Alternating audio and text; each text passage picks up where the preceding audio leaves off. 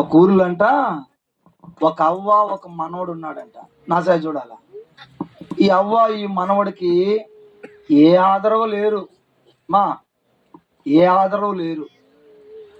పిల్లోడేమో స్కూల్కి వెళ్ళేవాడంట, అవ్వ ఏమో పనికి వెళ్ళేదంట. ఇలాంటి మనసు పెట్టి వీళ్ళకి కొన్ని కోడులు ఉన్నాయంట, కొన్ని కోళ్ళు.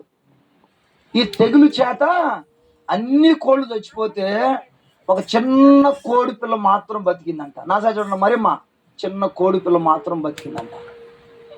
ఈ కోడి పిల్లని ఈ మనవడు అల్లారు ముద్దుగా చూసుకునేవాడు, నూకలేసేవాడు, నీళ్లు పెట్టేవాడు, పండుకునేటప్పుడు గుండ్ల మీద పండేసుకునేవాడు, బడికి వెళ్ళేటప్పుడు జోబిలో పెట్టుకుని తీసుకుని వెళ్ళేవాడు. అల్లారు ముద్దుగా సాక్కుంటున్న ఒక కోడి పిల్ల ఉదయాన్న అవగారు పనికి వెళ్దామని చీపర గట్టతో చిమ్మతా ఉంటే ఇల్లు మంచం కింద చచ్చిన కోడి పిల్ల చీపర గట్ట తగిలి బయటకు వచ్చిందంట. చచ్చిన కోడి పిల్లను చూసి అవ్వ అనుకుందంట, ఈ కోడి పిల్ల చచ్చిన సంగతి నా బిడ్డకు తెలిస్తే నా బిడ్డ దిగులు పడిపోతాడు అని ఎక్కడో ఊరు బయటనున్న చెట్టు మీద పారేసి పనికి వెళ్ళిపోయిందంట అవ్వ. ఉదయాన్ని లేచాడు మనవడు, జాగ్రత్తగా నాలా కోడి పిల్లని ఎతుకుతున్నాడు. జోబిలో లేదు, గుండ్ల మీద లేదు, ఇంట్లో లేదు. జ్యోతమ్మా ఎందుకు వస్తామా నిద్ర తల్లి, నిద్ర ఎందుకు వస్తుంది నాకు అర్థం కావట్లేదు మీకు. ఇల్లంతా ఎతికాడు, ఈదులో ఎతికాడు, ఇంట్లో ఎతికాడు, మంచం కింద ఎతికాడు, మంచం బయట ఎతికాడు, చెట్టలో ఎక్కడైతే నాకు కోడి పిల్ల కనబడలా. దిగులు పడిపోతున్నాడు, దుఃఖపడిపోతున్నాడు. స్కూల్కు వెళ్ళటం మానేశాడు, ఆకారం తినటం మానేశాడు, కోడి పిల్లని పేరు పెట్టడం పిలిచటం మొదలు పెట్టాడు. అయినా కోడి పిల్ల మొదలు పెట్టట్లా. ఇరుమయ్యా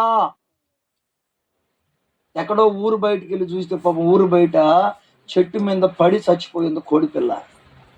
చిన్నగా మండను కిందకి దించి చేతిలో పట్టుకున్నాడు. దీన్ని బతికించుకోవాలని ఆశ ఉంది. ఎండకి నీళ్లు కొనిపోయింది కోడి పిల్ల. ఎంత అరిచినా బతకట్లా, ఎంత ఏడ్చినా బతకట్లా, ఎంత గుండెలు బాదుకున్నా బతకట్లా. చిన్నగా ఇంట్లోకి వచ్చాడు, తలుపేసేసుకున్నాడు. ఆ కోడి పిల్ల ముక్కుని నోట్లో పెట్టుకున్నాడు, తన 2 చేతులు ఆకాశం వైపు ఎత్తాడు.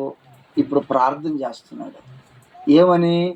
ప్రభువా ఈ కోడి పిల్ల బతకాలి, ఈ కోడి పిల్ల మాట్లాడాడు, ఈ కోడి పిల్ల తల్లపైకెత్తని కోడి పిల్ల బతకాలని ప్రార్థన చేస్తున్నాడు. మీరు గమనించండి, తలుపేసేసింది. 1 గంటకు అవ్వ ఇంటికి వచ్చింది పనికి వెళ్ళి. అప్పుడు అనుకుందంట, ఇదేంట్రా వెళ్ళేటప్పుడు తలుపేసేసి పనికి వెళ్ళాను, వేసిన తలుపు వేసినట్టుగా ఉంది, అయినా మనవడు లేచాడా లేలేదా అనుకుంటూ తలుపు నెట్టిందంట. సచ్చిన కోడి పిల్ల కాలగుండ బయటకు వెళ్ళిపోతా ఉందంట. చప్పలు కొట్టండి గట్టిగా, కొట్టండి గట్టిగా. హల్లెలూయా, హల్లెలూయా, హల్లెలూయా. ఆశ్చర్యపడిపోయిందంట, ఇదేంట్రా సచ్చిన కోడి పిల్ల బతికి ఇంట్లోంచి వెళ్ళటం ఏంటి అని ఇంట్లోకి వెళ్ళి చూస్తే తన మనవడు 2 మోకాల మీద ఉన్నాడంట.